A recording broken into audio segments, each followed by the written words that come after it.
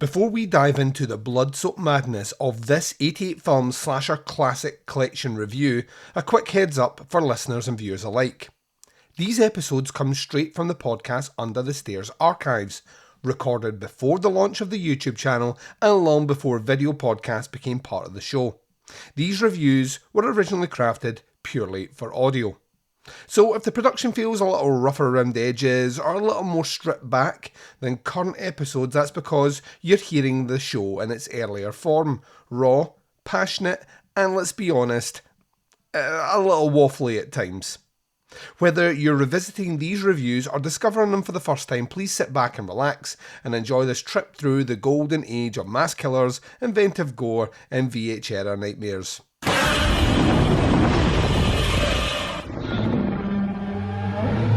This podcast is not safe for work and will feature movie spoilers. It will feature scenes described of a graphic nature. It will contain language which most listeners may find offensive. Welcome to the podcast Under the Stairs.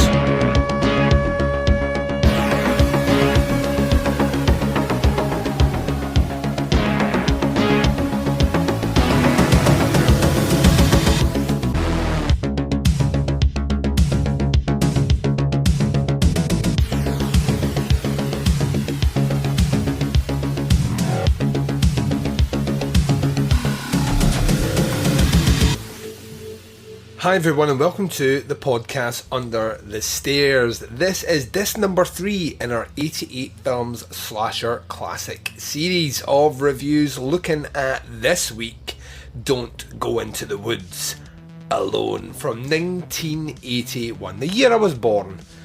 We tear my eye as I reminisce over, well, no, we're going to get into what I think about this movie very soon. But yeah, we're on movie number 3 from that collection already. Starting to steamroller this son of a bitch.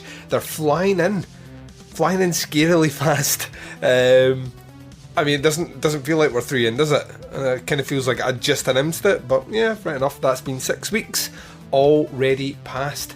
And yeah, we're jumping into this one, so you will hear the review of that movie after the first break. But before we get to that, as always, I like to give some updates on what's happening on Podcast Under the Stairs at the start of all these episodes, just to keep you in the know. So this is your 4th and final episode this week. We kicked off the week with Andy Love's Art House, looking at a little bit of Barbarian Sim Studio. On Thursday, we turned our attention to a little review of the Shudder exclusive documentary Horror Noir, A History of Black Horror.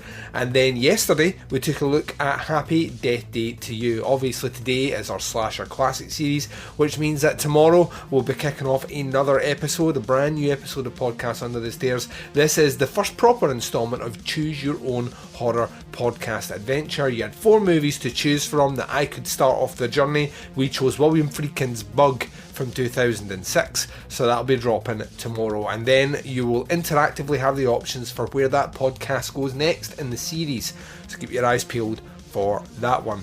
Also next week, there's going to be so much content flung at you, I do apologise in advance.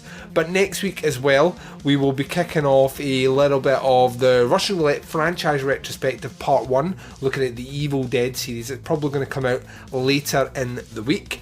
As well as that, we're going to be doing a very special February themed episode, which I will announce on Monday, so get yourself ready for that one as well.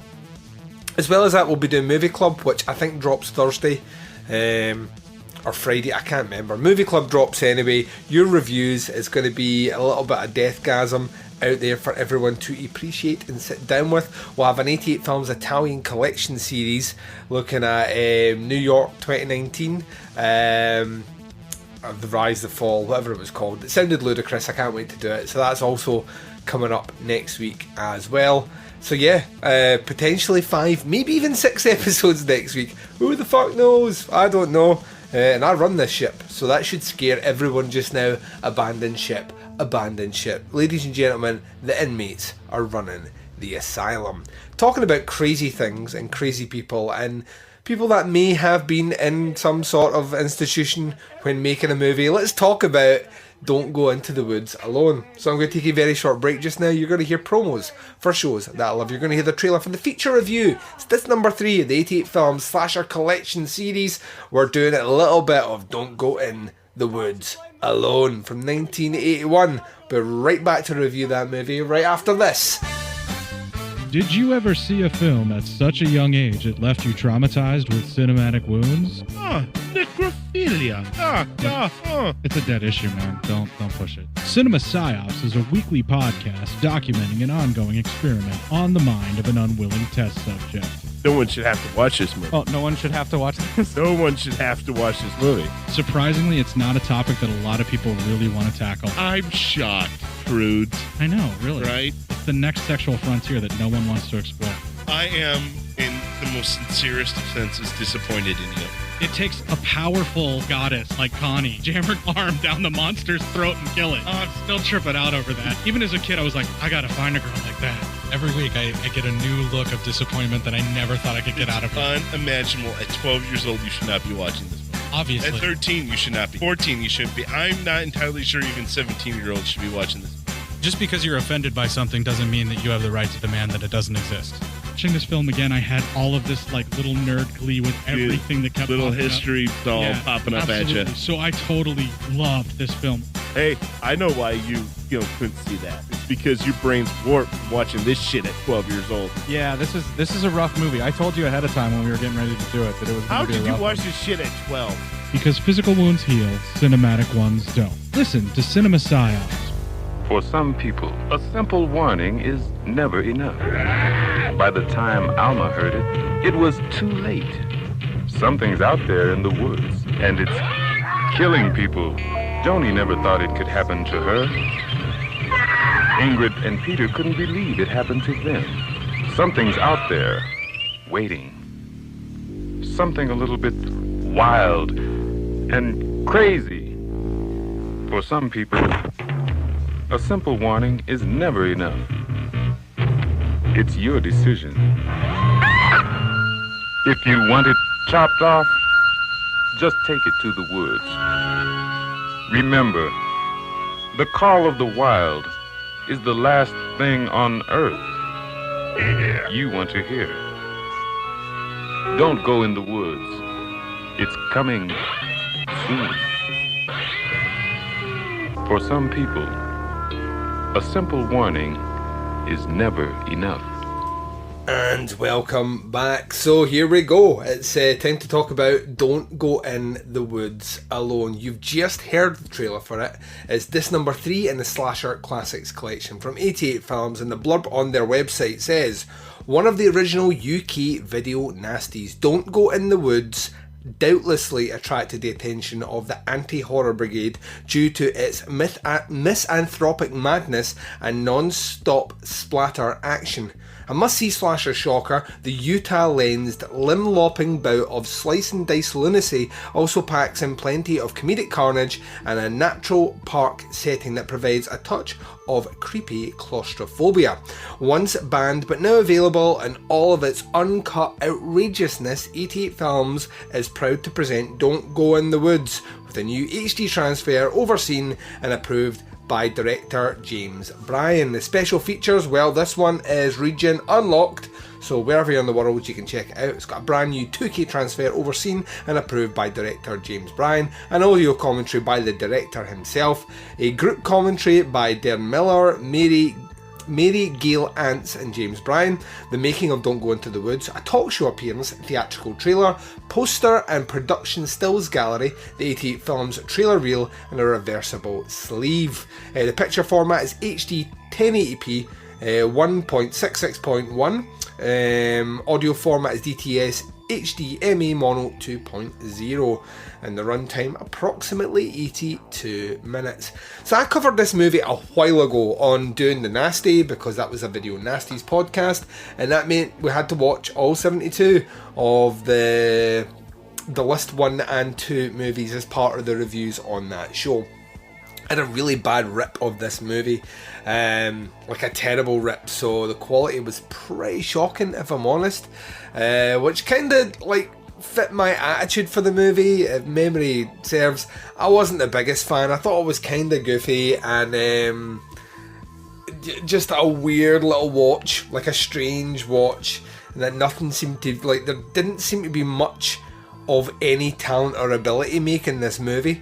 So I was interested to see if cleaning up the picture would improve any of that, and I'm kind of sad to say no, it didn't. So yeah, it is pretty much as it sounds. This movie is a movie about anyone that basically goes into this region of the woods is hunted by this strange, what I'm going to quote as like a kind of garbage person. The reason I call him a garbage person is that's literally what he looks like he's wearing. It's like a cross between, like, see if he was walking down a catwalk in Paris, I think this is Derelict. I've just worked it out. Zoolander, this is Derelict. This is what Derelict is. It's like a kind of weird hodgepodge of clothing materials and shit stuck together, and it looks like this guy may have one point been at New Orleans during Mardi Gras, because he is wearing over his face Mardi Gras beads for no fucking reason at all. So let's rewind this. Right? Maybe instead of, it is exactly as it sounds. People go to the woods, this weird thing kills him. There's no real explanation to what he is, and it just goes on for a while. In fact, it goes on and on and on, this movie. It's only an hour and 20 long, and yes, I laughed quite a lot while watching it, but it felt 2 hours easy. This was a slog and a half to get through. Things that I think the movie maybe does right. I think the body count's cool for an 81 movie. There's quite a lot of it, and some of the deaths are actually alright. But that's as far as I would go. The acting in this movie is fucking dreadful. Absolutely dreadful. The audio sync, so obviously a lot of this has been overdubbed later on. It just doesn't match. I'm not too sure if this is to be played as a straight slasher or a campy slasher, because it can't quite decide what one it is, if it's a straight slasher or a campy slasher, because one moment I'm hee-hawing and laughing, thinking it's the funniest fucking shit I've ever seen, and then the next one it's trying to make me sad for a character that's been attacked, and I don't get it. The villain in the movie is preposterous to the point of, I'd much rather you not show me it and just done POV for the entire movie. It just doesn't make any fucking sense. This has maybe the worst sleeping bag death in cinema history. I'll go there and say it. I know we've talked about some of the best on podcasts under the stairs. This one has a tawdry scene of one being hung like a punching bag and being lightly prodded and gently tapped. Just fucking terrible. Absolutely terrible. Where else do we go? I mean, a limb does get lopped off, and there is a scene, like a kind of scene of a bit of a boo. It's a dead body, which maybe was alright, even by 81 standards. I don't think it was, though. The counter is what was happening in 81. We'd already got Friday the 13th by then, which had kind of perfected it. Movies like The Burning were about this time as well, that were doing a lot better, and just had better budget, better acting. This movie doesn't have any of that at all. It has a really weird, overused score, which is a series of kind of like a soundtrack and weird boo boo boo sound effects. Sounds like John Carpenter fell asleep on his keyboard that made all the noises for his Halloween 3 soundtrack, and it's just going all over the fucking shop. Or like an early Atari sound effect for fireworks. Just not good. And there's no tension in this movie at all. Absolutely no tension. We have a slasher movie with teenagers and camp people being hunted in the woods, and there is no tension in this movie. It doesn't do anything to ramp up any fear, any apprehension at all. It fails on all those levels. I look at the two movies we've already covered by this point. We have taken a critical eye at Mother's Day, a movie which is really weird and kind of unsettling, and just it sits off to the side of comfort in a way which just makes you want to squirm just a little bit. And then also think about, countering that as well, Graduation Day, a movie which was preposterous and was it was lunacy on screen, But some of the stock scenes were really well done, and I thought the killer was really well done, and some of the death effects really well done. So when I look at a movie like Don't Go in the Woods Alone, and I think about this being under the Slasher Classics collection, out with the fact that this was labelled a video nasty, and let's be honest, a lot of the movies that were labelled video nasties, it gave them unfair accolade because the quality is not great. If you take that away, is this a slasher classic? I don't know. Because this is weird, because when we do the Italian collection, really the banner on that one is Italian made, and so I can get by it. When you shove slasher classics on your collection, 88 films, my approach watching these movies is that there needs to be something that labels them as classic. There needs to be something in here that makes them, a head and shoulders above the throng of mediocre slasher movies that came out at this time, and I don't think Don't Go in the Woods Alone has any of that at all. I think it's wholly unremarkable. I think it's actually a masterclass in not being able to deliver tension, not be able to make a movie correctly. If anything, this is almost like an almanac of things you shouldn't do when making a slasher movie.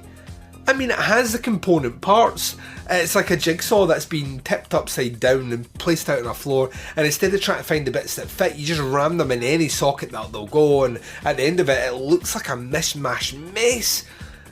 It looks like what has happened in The Thing, when the Thing's like kind of half dog, half animal, half man, like a mess. That's what this movie is like if you're putting the component parts together. I mean, I don't like being negative about movies. I really, really, really don't. And yeah, parts entertain me, but I don't think that's the intention. And if the filmmaker says it's the intention, I don't believe it. I mean, I started watching, what's kind of cool is the making of Don't Go in the Woods. It's kind of interesting to watch.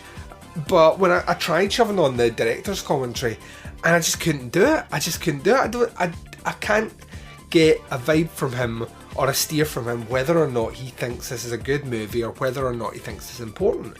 To me, Don't Go in the Woods doesn't affect the horror landscape at all, with its conclusion as his inclusion as a video nasty. So I'm then struck with, why is it here? Why is it in this collection? And does it have fans? Because it sounds like it might, and I don't know if the fans of this movie actually genuinely think it's a good slasher or enjoy it for some of the more campier, unworkable reasons of why this is a movie. I don't get it. I will say, to 88 Films' credit, the 2K transfer is pretty bitchin'. They've cleaned up a lot on this one, and apart from the occasional effect in here which makes it look like a movie that's played on a grindhouse screen somewhere and some drive-through, for the most part this is cleaned up really, really, really well. But yeah, the issues run far in the actual movie itself, to the point that, I mean, it just, the police don't know about this, and this has been happening for a while. And then there's a weird setup at the end, where they're kind of wink wink nudge nudge, a child has been left alone in the woods with an axe. Maybe this will be a killer someday. I just don't get it. I don't get it. I mean, talking about funny, preposterous scenes, like the fact that our killer would throw twigs as spears and they would injure people gets a laugh at me. The impractical nature of a wheelchair being a person being in a wheelchair in the middle of the woods in an area that doesn't make sense, at the top of a hill that there's no way they were going to be able to get up, and their severing of their head and the wheelchair rolling down the hill, kind of reminiscent of something from like the early Friday the 13th movies, like I think Friday 2 for example, with the guy in the wheelchair. It just doesn't make sense. It just doesn't make sense, and it's not a good movie. It's not a good movie at all. And it pains me to do this. It really does pain me to do this. But this is going to be the lowest grade I've ever given out to 88 Films thus far. I really disliked this movie. I'm going to give it a 1 out of 5. I hated it. I really, coming back to it, just reaffirmed my hatred for this movie. Yes, there's some things to laugh at. Yes, there's some things to smile about. But is this a slasher classic? No. Do I ever want to watch this movie again? No. It's a whole disappointment for me. I don't want to be negative about these movies. And what's worse is it's now in the collection. I bought this motherfucker and I own it. Why do I own this movie? out with this collection? That is a question I will be asking myself for a long, long time as I stare myself in the mirror and coolly try and work out what the fuck I'm doing with my life. Dear God almighty. 1 out of 5. Hated it. Yeah, skip this one. Let's move on to number 4. Let's go to part 4 ASAP. I am taking my last break of this show. When I come back, I'm going to be closing it, and I'm doing it right after this. And you've been listening to the podcast Under the Stairs. This has been disc number 3 in the 88 Films Slasher Classic Collection. This was Don't Go in the Woods Alone, a movie which I did not enjoy and got the lowest grade I've ever given out to an 88 Films movie thus far. Let's see if there's room to go lower, we'll never know. Let's see what's coming up on the horizon with disc number 4, which is a movie I've never seen before called Splatter University. The blurb on the 88 Films website says, unavailable in the UK since the glory days of VHS tapes, 1984's Splatter University makes its worldwide Blu-ray debut courtesy of 88 Films. One of the bloodiest and barmiest of all the 80s slice and dice shockers, this classic chiller headlines sexy scream queen Forbes Riley as a teacher trying to work out why her classes are featuring increasingly less students.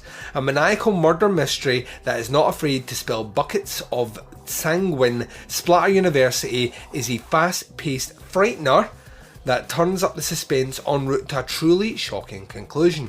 From the maniacal mind of the director Richard Haynes, who directed Class of Nukem High, this exercise of horror insanity graduates with full honours. Presented uncut and uncensored from a new 2K scan supervised by the director. This is one lacerating lesson that you won't forget. In terms of the details for this one, special features, a brand new 2K and restoration from the 16mm into positive, restore soundtrack, bonus film, Richard W. Haynes, What Really Frightens You from 2010, an audio commentary by the director himself, a splatter scholar, an interview with slasher expert Justin Kerswell. It's got a trailer, TV spots, trailer reel and reversible sleeve. So yeah, this one looks like it's under an hour and 20. You are winning me, Splatter University, already. So that's the one we'll be doing in 2 weeks' time. In between then, obviously, we have our 88 Films Italian Collection series, which trundles on. It trundles on at velocity. There's a multitude of ways to check out podcasts Under the Stairs. I say check us out on Apple Podcasts, subscribe to the feed, leave us a rating and a review. Best way to support our show over there. You can check us out at Stitcher Smart Radio, SoundCloud, Google Play, TuneIn and motherfucking Spotify as well. Oh, that's right. Listen to us on the sexy Spotify platform. You can visit our website, it's tputscast.com, and if you want to buy some merch, throw some money our way to support what we do Under the Stairs, you can buy posters and enamel pins by going to tputscast.bigcartel.com.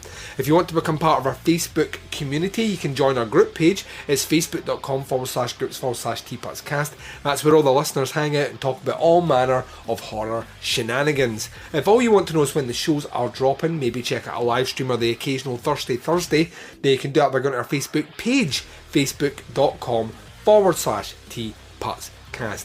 And you can interact with me and the Baz on the twin prongs of social media sexiness, Instagram and Twitter. Both can be followed at tputscast.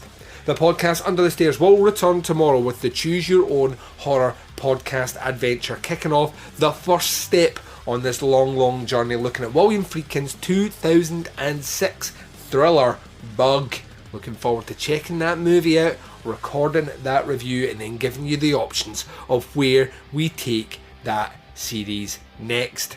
But until then, wherever you are, whatever the time zone is and whatever you're up to in this big bad world of ours, please take care of yourselves out there. This is Duncan McLeish broadcasting live from Under the Stairs, and I am signing off.